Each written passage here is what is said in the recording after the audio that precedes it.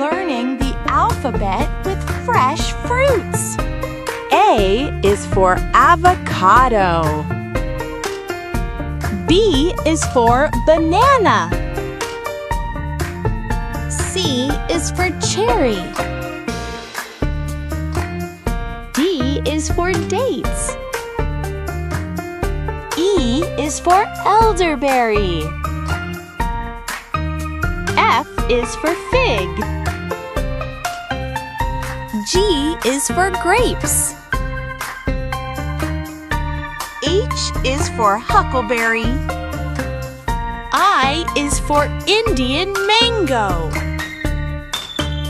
J is for jackfruit. K is for kiwi. L is for lemon. M is for melon. N is for nectarine. O is for orange. P is for pear. Q is for quince. R is for raspberry. S is for strawberry. T is for tomato. U is for ube.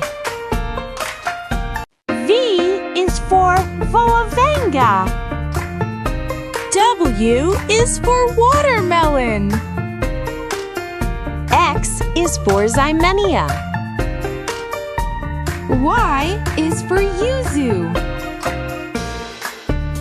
Z is for zucchini.